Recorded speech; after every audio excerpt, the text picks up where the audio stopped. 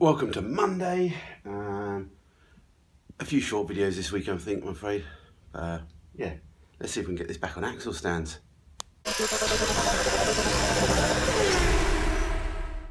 Yeah, so the main aim is just to at least get it back on axle stands. Maybe if we've got time, we'll drop a couple of nuts and bolts into the engine if we can position it. But we'll see how we go. Just thinking, I know the engine needs to move backwards a bit. We might have issues. Well, we'll see with the brake bits. It might be easier to wait, but we'll just see on that. As someone mentioned, and as my dad already did, speedo cable was already connected before we put the engine in. Always worth doing that because it's a right pain to do once the engine's in there. It is possible if you've got skinny hands, but it's just not a fun job to do. It's much easier to try and remember to do it before you do it. Go in. Alright, so let's get the axle stands and crack on.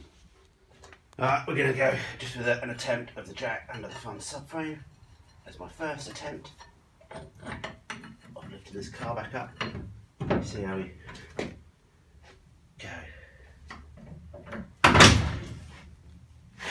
Oh, that's not good. Let's go.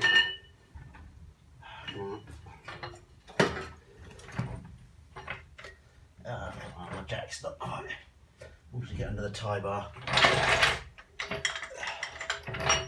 Yeah! Alright, second attempt.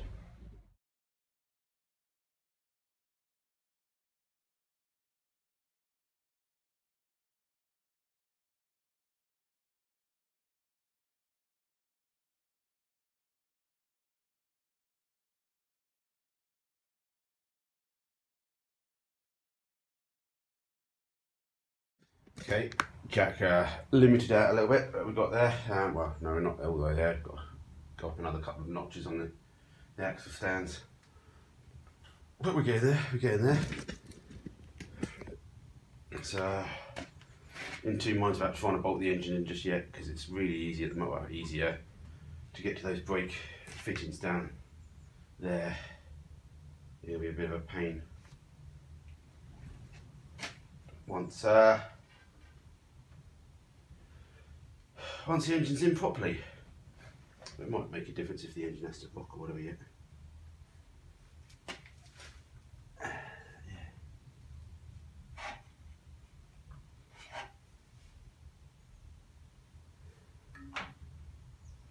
Get the engine steady.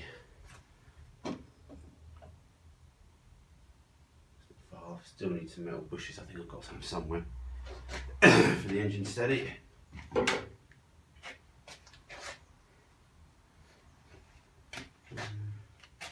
Got to go back yet, and then the oil filter, easy peasy.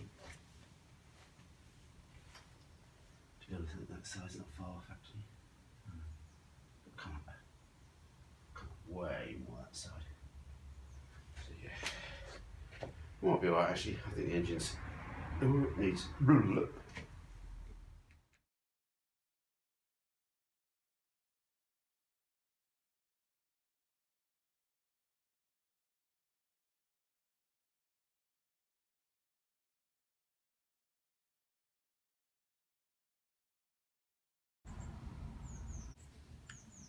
I decided to pop a bolt in radiator side mount. I'm going to just try and do the same with the other side. Always take them out, move the engine a little bit. It's just nice to know if the engine's fitting in there. So yeah, some nice stainless steel nuts and bolts. Easy not to try nylock. Sometimes you can get like captive threaded subframe mounts. These aren't. These are just what my dad has laying around, so I deal with that. And yeah, so putting the jack under the engine just to help me with the height, and also you're able to then kick the jack and make the engine move back and forward a little bit to help line up. Front ones are a lot easier to get to. Back ones can be a bit of a pain in the arse. But yeah, let's try and get this other side in.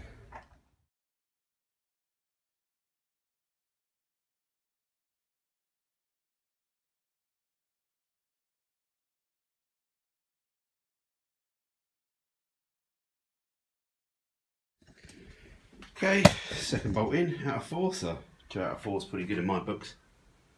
I think I still can get to these brake connections, so it's not too much of an issue.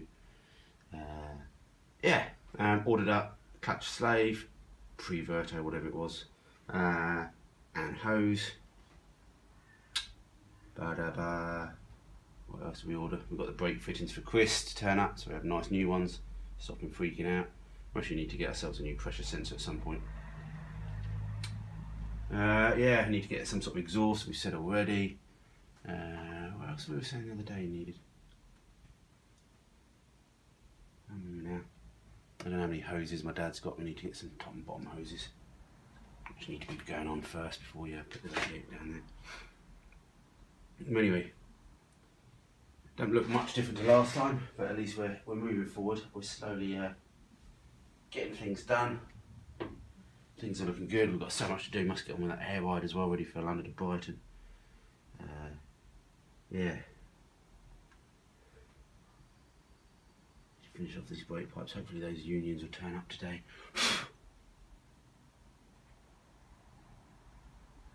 Looking good. Okay, last little bit, just a little opinion poll at the end of this video. Dad's freed up all this gear linkage now.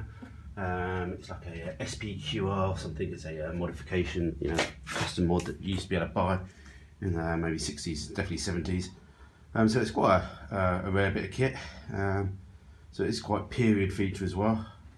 So yeah, he's freed that all up, so that will work, which I'm thinking more than likely I'm going to go with, because I've got holes already in the tunnel for it. But we do have the one shift as well, which has come off the 67, because we're not going to need that because we're going a different gearbox route on the 67. So yeah, what I might do is I think I'll fit this internal one because it looks quite cool. But we'll chuck in the one shift as well, just in case anybody wants to go back to the old way of working as well. And also we just see how this one works. It might not work that brilliantly, but I think it should do. It used to in originally, so there is no reason why not. Just need to make a slight change to the front hole, because where my dad's repaired it, he's put a nut and bolt basically inside it, sort of thing, so that sticks out, so it's not dropping straight through the hole, where originally it was just like a cast, and the casting wasn't, you know, just slid through. But I just need to nick a little bit out just to give clearance for this nut and bolt setup that he's used to fix that. And then yeah, just put a grommet on the floor, bish bosh bosh. I'm assuming the old original grommet will do.